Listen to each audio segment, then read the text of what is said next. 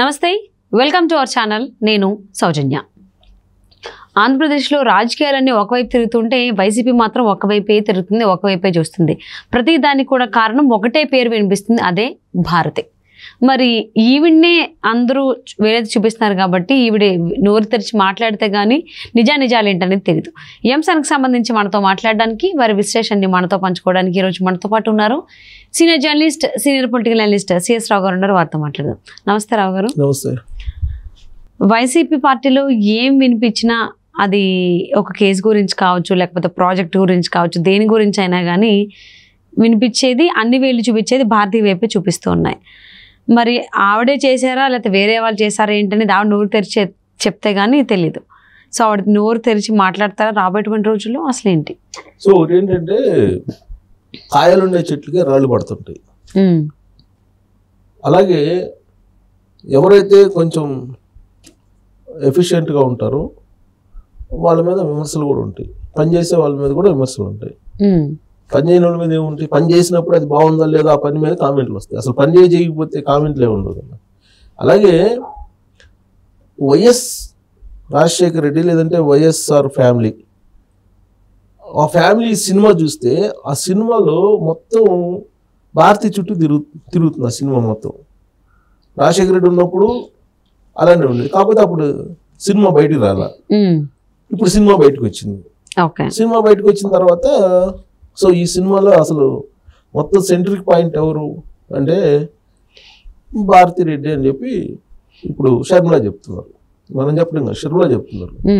షర్మిలా కానీ సునీతారెడ్డి కానీ వాళ్ళందరూ చెప్తున్నటువంటి క్రమంలో షర్మిలా చెప్తున్న దాని ప్రకారం అసలు ఆస్తులు కానీ, ఇంటి కుటుంబంలో గొడవలకు కానీ లేదా మనస్పర్ధలకు కానీ వీటన్నిటికీ కారణం వదిలే అనేటువంటి ఒక భావం కలిగేలా ప్రజల మధ్యకి ఒక బాణం వదిలేస్తారు ఆవిడ. ఇంకా ఆ బాణాన్ని ఎవరికి కావాల్సినటువంటి వాళ్ళు ఎక్కువ పెడుతున్నారు. ఏ దిశకు కావాలంటే ఆ దిశకి ఎక్కువ పెడుతూ ఉన్నారు. దానికి తగ్గట్టు భారతీ రెడ్డి ఈ మధ్యకాలంలో జగన్మోహన్ రెడ్డి బస్సు యాత్ర మొత్తం చేసుకుని రాయలసీమ మొత్తం విజయవాడ మీదకి వెళ్తున్నప్పుడు ఈమె ప్రజల మధ్యలో ఉండి టాటా చెప్పడం, అభివాదం చేయటం, ఇవన్నీ కూడా సో రాజకీయాల్లో కీ రోల్ పోషించడానికి సిద్ధంగా ఉన్నారు అనేటువంటి ఒక అభిప్రాయం కలిగేలా వ్యవహరించారు ఆవిడ. ఇంకోటి ఏంటంటే అది ఆ రోజు ఆవిడ అభివాదం చేసిన తర్వాత కొన్ని గంటల వ్యవధిలోనే గులకరాయి దాడి కూడా జరిగింది. ఆ గులకరాయి దాడి కూడా పాపం ఆమె చుట్టూనే తిప్పారు. ఆమె మొత్తం సెట్ చేశానని చెప్పి తర్వాత కొన్ని గంటల్లోనే ఇది జరిగింది అనేటువంటి యాంగిల్లో కూడా దాన్ని ఆ ఎపిసోడ్ని తిప్పారు. సరే, మొత్తానికి ఏది జరిగినా కానీ భారతీ రెడ్డి గారు సూత్రధారి పాత్రధారి అన్నట్టుగా చెప్పుకుంటున్నారు. ఆవిడకి ఆజ్యం పోసారు, దానికి అలాంటి అభిప్రాయానికి ఆజ్యం పోసారు ఎవరు? షర్మిల, సునీతారెడ్డి వీళ్ళందరూ. సో ఇలాంటి పరిస్థితుల్లో అసలు దానికంటే ముందు అసలు జగన్మోహన్ రెడ్డి జైల్లో ఉన్నప్పుడు భారతీయ పాదయాత్ర చేయాలి కానీ తను నెట్టేసి షర్మిల బయటకు వచ్చింది వాళ్ళు కదా ఫస్ట్ టాపిక్ తీసింది అని చెప్తున్నారు. అసలు నేనే చేస్తాను ఆవిడొద్దు అని చెప్పేసి ఈవిడే వచ్చిందని ఒక వర్షన్. అది ఇప్పుడు వచ్చింది, ఇన్ని సంవత్సరాల తర్వాత ఇప్పుడు వచ్చింది వర్షన్. అసలు అప్పుడు భారతీ రెడ్డి చేయాలని చెప్పి ఇంకోటి. సరే, మొత్తం మీద అప్పటి నుంచి కాదు, అంతకు ముందు నుంచే రాజశేఖర రెడ్డి బతికున్నప్పటి నుంచే ఈ సినిమా నడుస్తుంది. ఈ సినిమాలో భారతీ రెడ్డి రోల్ ఏంటి అనేది వివేకం అనేటువంటి ఒక సినిమా వచ్చింది. ఆ సినిమాలో కొంచెం చూపించారు ఏంటి అనేది. సరే, మొత్తం మీద ఒకటి మాత్రం వాస్తవం, ఆవిడ అంటే మా మిత్రులు కొంతమంది చెప్పేదాని ప్రకారం ఆవిడ మంచి బిజినెస్ ఉమెన్, అడ్మినిస్ట్రేషన్లో మంచి ఎక్స్పర్ట్. తర్వాత ఆర్గనైజేషన్ చేయటంలో కూడా ఏదైనా ప్రోగ్రామ్ కానీ లేదంటే ఏదైనా ఆర్గనైజ్ చేయటంలో కూడా మంచి టాలెంట్ ఉంది. ప్లస్ బాగా చదువుకుంది, ప్లస్ అద్భుతంగా మాట్లాడగలరు, ఇలాంటివన్నీ చెప్తూ ఉంటారు. తప్పు చేసిన వాళ్ళని కూడా అంతే శిక్షించేటువంటి నైపుణ్యం కూడా ఆవిడకు ఉంది అని చెప్తుంటారు. ఇది మన మిత్రులు ఉంటారు కదా, మీడియా ఉంది కదా, సొంత మీడియా ఉంది కదా, సొంత మీడియాలో పనిచేసేటువంటి వాళ్ళు చెప్పేటువంటి మాట కొంతమంది దగ్గర నుంచి చూస్తారు కాబట్టి ఆవిడ మీటింగ్ పెడుతున్నారంటేనే చాలా మందికి వణికిపోతుంటారంట. సీనియర్ జర్నలిస్టులు, ఎడిటర్ స్థాయిలో ఉండేటువంటి వాళ్ళు కూడా. అంటే ఆ స్థాయిలో ఆవిడ ట్రీట్మెంట్ ఉంటుంది అనేది చెప్తుంటారు. అంటే మొత్తం మీద టోటల్గా ఏంటంటే ఒక అడ్మినిస్ట్రేషన్ స్కిల్స్ అయితే పుష్కలంగా ఉన్నటువంటి ఒక లేడీగా మనం అభిప్రాయానికి రావచ్చు, వాళ్ళు చెప్పిన దాని ప్రకారం అయితే. సో ఆ నేపథ్యంలో సహజంగా అడ్మినిస్ట్రేషన్ ఎబిలిటీ ఉంది కాబట్టి కుటుంబాన్ని లీడ్ చేసేటువంటి పరిస్థితులు ఉంటాయి. సహజంగా అడ్మినిస్ట్రేషన్ స్కిల్స్ ఉంటాయి కాబట్టి ఆ లీడ్ చేసేటువంటి క్రమంలో అడ్డం రాకుండా ఎవరైనా అడ్డం వస్తున్నారేమో పొలిటికల్గా కానీ లేదంటే ప్రాపర్టీస్ ఇష్యూలో కానీ సహజంగా మేబీ అడ్డుకొని ఉండొచ్చు. షర్మిలానేమో అడ్డుకున్నారని చెప్తున్నారు.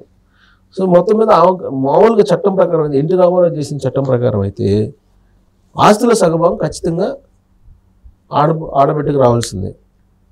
అది చట్టం. అది ఎన్టీ రామారావు చేశారు. ఎన్టీ రామారావు చట్టం చేస్తే దాన్ని కేంద్ర ప్రభుత్వం మొత్తం దేశవ్యాప్తంగా దాన్ని అమలు చేసింది. ఫస్ట్ ఎన్టీ రామారావు చేసింది దాన్ని.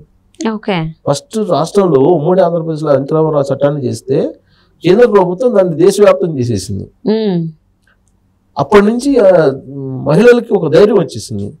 ధైర్యము, ఆర్థిక స్వావలంబన, పేరెంట్స్ నుంచి వచ్చేటువంటి ఆస్తిలో సగభాగం అంటే మామూలు విషయం కదా. పేరెంట్స్ కాదు, ఫోర్ ఫాదర్స్ అంటే వంశపారంపర్యంగా వచ్చేటువంటి ఆస్తులు ఏవైతే ఉంటాయో వాటి మీద హక్కులు ఉంటాయి. సగభాగం ఇవ్వాలి. సగభాగం ఇవ్వాల్సి డెఫినెట్గా. అప్పటి వరకు ఏంటి, ఓన్లీ మగపిల్లలకి ఇచ్చేవాళ్ళు, ఆడపిల్లలకి ఏదో పెళ్లి చేసి పంపించేవాళ్ళు. ఆస్తులు మొత్తం మగపిల్లలకి ఇచ్చేవాళ్ళు. ఎన్టీ రామారావు ఎప్పుడైతే చట్టం చేశారో అప్పుడు నుంచి ఆస్తిలో సగమా హక్కు ఉంది అని చెప్పి చట్టం ఉంది కాబట్టి దానికి తగిన విధంగా వ్యవహరిస్తున్నారు.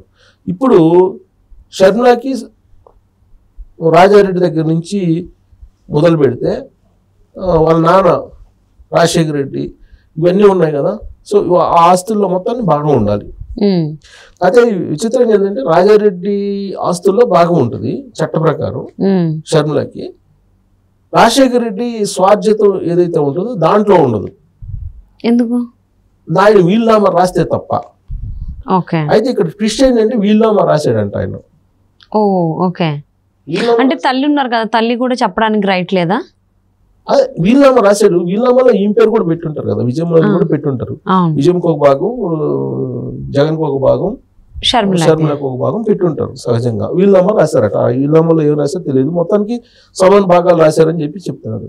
కాబట్టి ఆయన వీలునామా రాశారు కాబట్టి వాళ్ళ ఫోర్ ఫాదర్స్ దాంట్లో వాటా వస్తుంది, ఈయన వీలునామా రాసిన దాని ప్రకారం వాటా వస్తుంది. సరిగ్గా ఇక్కడే తేడా పడింది వాళ్ళకి. అందుకే ఆస్తుల పరంగా కానీ రాజకీయ పరంగా తేడాలు వచ్చేసి ఈ విధమైనటువంటి పోట్లాడుకు వచ్చారు అని చెప్పి వినిపిస్తుంది. సో ఈ క్రమంలో ఈ మొత్తం సినిమా కారణం ఇవ్వకుండా అడ్డుకుంది భారతిరెడ్డి అనేటువంటిది షర్మిలా చెప్తున్నారు. మా అన్న అయితే ఇచ్చిన వాళ్ళు, మా అన్నని మార్చేశారు. అప్పుడు అన్న కాదు మా అన్న, ఇప్పుడు వేరే అన్న అని చెప్పి చెబుతుంది. ఆ విషయం కూడా చెప్పారు కదా, అన్న అప్పుడు జగన్ అన్న ఇప్పుడు లేడు అని చెప్తుంది. అంటే భారతిరెడ్డి చుట్టూ తిప్పుతున్నారు. కాబట్టి వైఎస్ ఫ్యామిలీలో జరిగేటువంటి సినిమా మొత్తం భారతిరెడ్డి చుట్టూ తిరుగుతుంది అనేది క్లియర్గా అర్థమవుతుంది. ఇప్పుడు ఆవిడ బయటకు వచ్చి రేపు 25వ తారీఖు నుంచి ఏమో కడప ప్రచారానికి వస్తుందని అంటున్నారు. అవినాష్ రెడ్డికి సపోర్ట్ చేయడం, అవినాష్ రెడ్డి కానీ కడప మొత్తం కానీ ప్రచారం చేయండి. ఎందుకంటే అక్కడ ఆల్రెడీ సునీతారెడ్డి, షర్మిల ప్రచారం చేస్తున్నారు కాబట్టి కౌంటర్ ఇవ్వడానికి భారతిరెడ్డి వస్తున్నారు అని అంటున్నారు. భారతిరెడ్డి పబ్లిక్లోకి వచ్చి ఆవిడ వాయిస్ ఇప్పితే అప్పుడు అసలు విషయం ఏంటి అనేది బయటకు రాదు. ఇప్పుడు ఒకవైపు నుంచే వినిపిస్తుంది, రెండో వైపు నుంచి కూడా వినిపించినప్పుడు అప్పుడు ఈమెం చెప్తుంది ఎవరిది నిజం అయ్యి అనే దాని మీద మనం విశ్లేషణ చేసుకునే అవకాశం ఉంది. సో కాబట్టి ఇప్పటివరకు షర్మిల చెప్పిందని మనం నమ్మాలి. షర్మిల చెప్పిన దాని ప్రకారం భారతిరెడ్డి చుట్టూ వ్యవహారం ఉందనేది అర్థమవుతుంది. ఇప్పటి వరకు వైఎస్ఆర్సీపీలో ఏం జరిగినా లేకపోతే జగన్మోహన్ రెడ్డి ఇంటి సంబంధించి ఏం జరిగినా అంతా భారతీయ చేశారు, భారతి కనుసన్నలను జరిగింది అని అంటున్నారు. మరి రాబోయేటువంటి రోజులైనా ఈ అంశాలకు సంబంధించి భారతి నోరు విప్పుతారని చెప్పి ఆశిద్దామండి. అసలు ఏం చెప్తారో చూద్దాం. Thank you so much CS Rao garu. Thank you.